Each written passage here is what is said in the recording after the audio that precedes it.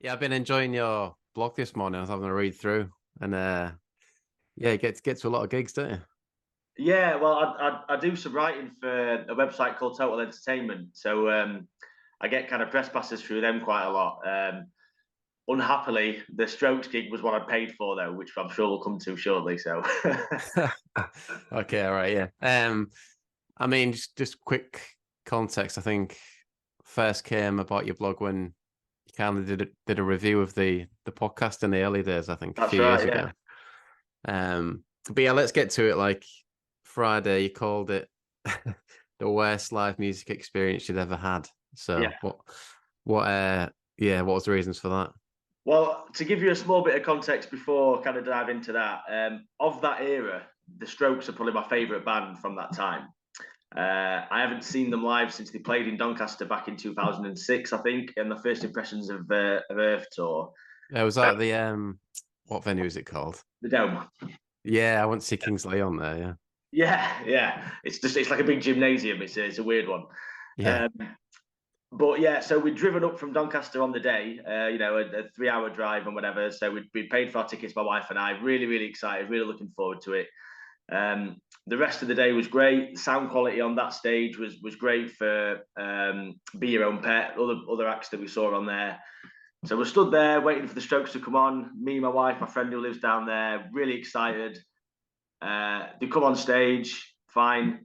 Whatever happened was the first song they played, which is my favourite Stroke song as well. And literally within 15 seconds, everyone around us could see that there's something seriously wrong with the sound quality. Like people are looking around, like what is happening here? It was just really quiet, really quiet. There was a big. We were stood quite close to the stage, just to the right. There was a big speaker to our left that didn't appear to be turned on at all.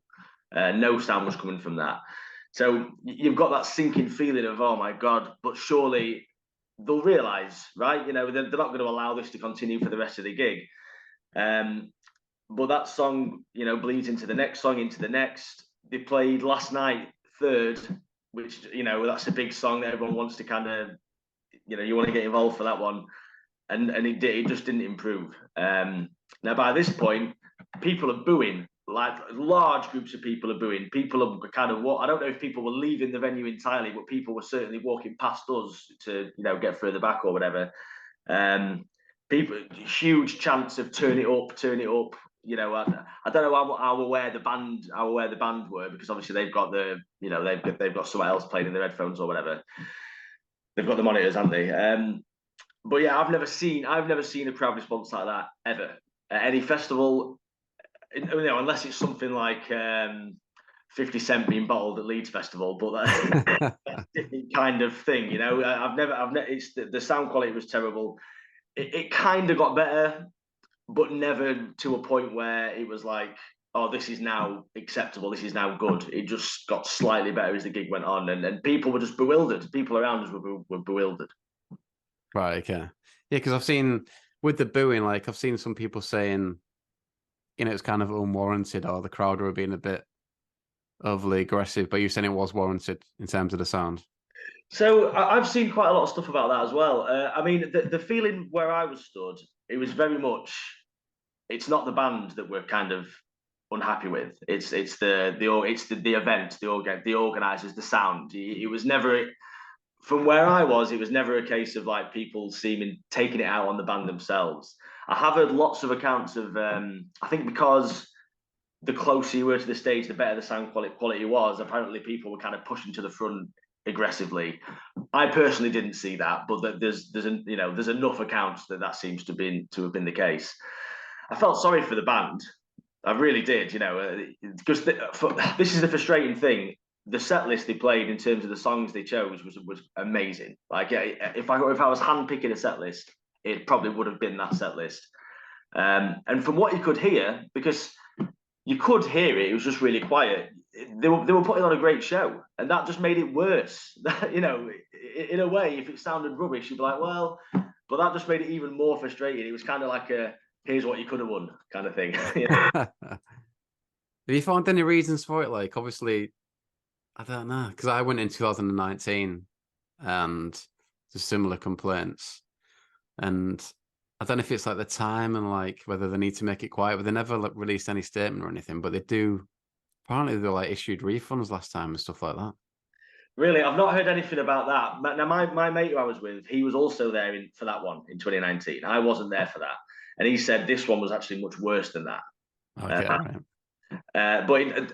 I'm not surprised there hasn't been a statement, because that's like an admission of guilt almost. If they come out Right, yeah. and say something, I think that they'd open themselves up to refunds and criticism and all that kind of stuff. Yeah.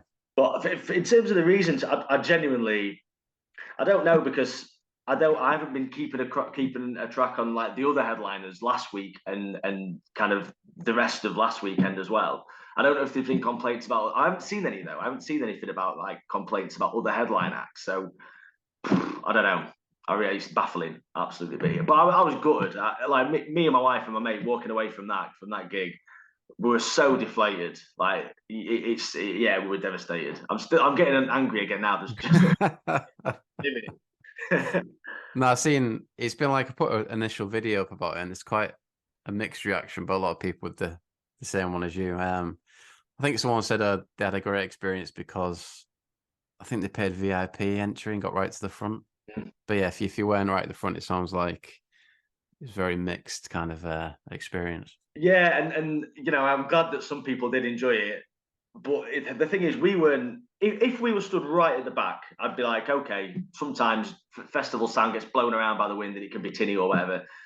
But we weren't like right at the front, but we were in front of like the mixing desk, for example. So where we were stood, it should have been like crisp, perfect sound. But yeah, I'm glad that people down at the front enjoyed it at least. So yeah. Yeah. Scant consolation for me, Libel. But he said in the blog, you said it was going great up until that point, basically. Like how were the years and stuff like that?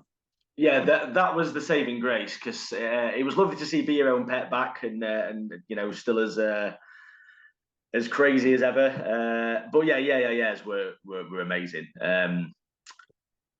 It's like they've never been away. To say they're a band that have had ups and downs and quite a tumultuous history before they got back together, they seem like they're right back on it now. And like that new song, "Spitting Off the Edge of the World," which they opened with, that was just as well received as like when they were playing Maps and Y Control and stuff later on. So yeah, but I'm excited to see where they go next, actually. And they saved the day, really, because I'll look back on that day as the day, because I've never seen Yeahs actually.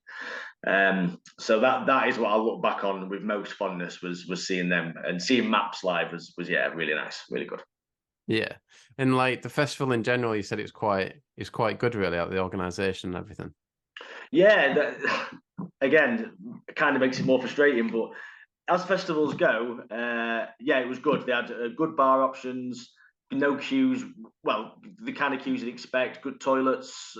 Sound was great across the festival, apart from the Strokes. But the thing is, like, as much as all that stuff was positive, I don't think I'd go again now. Especially traveling down from, it's a long way to go to take a risk of not knowing how good the sound quality is, and that makes it's awful to say that. I love attending festivals and stuff, so yeah, it's a shame.